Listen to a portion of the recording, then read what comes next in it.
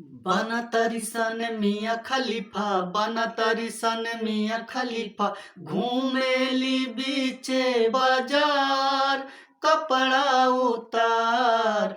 बना तारी सन मियाँ खलीफा, बना तारी सन मियाँ खलीफा हो। नमस्ते प्रणाम भाई लोग, हम कमलेश चौधरी, मार बड़ भाई बूटी कमल चौधरी। ई गाना केहू दिल दुखाए खातिर नहीं बनल बा, ना ही केहू टारगेट कइल गइल बा, लेकिन जवन सत्य बा वही कइल गइल बा। बाकी रउआ लोग के प्यारा आशीर्वाद सपोर्ट देखल जी कितना बा, बाकी वो खाल हुए ढाल बा। दूध नहीं पिया तारी, बियर पी के झूमा तारी।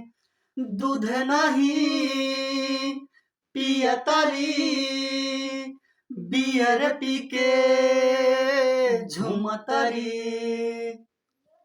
भइल जमाना बड़े हो मॉडल, रखा तारी मर्द डबल। भइल जमाना बड़े हो मॉडल, रखा तारी मर्द डबल। करेली पैसे से प्यार, पैसे से प्यार। बना तारी सन मियाँ खलीफा, बना तारी सन मियाँ खलीफा, घूमेली बीचे बाजार कपड़ा उतार। बना तारी सन मियाँ खलीफा हो। साड़ी गाइल मैक्सी आइल, ओढ़नी के बाड़ी भुलाइल।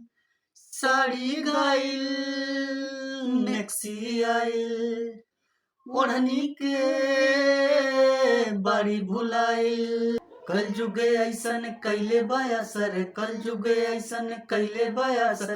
पढ़ेली रविवार, पढ़ेली रविवार। बना तारी सन मियाँ खलीफा, बना तारी सन मियाँ खलीफा, घूमेली बीचे बाजार कपड़ा उतार। बना तारी सन मियाँ खलीफा हो।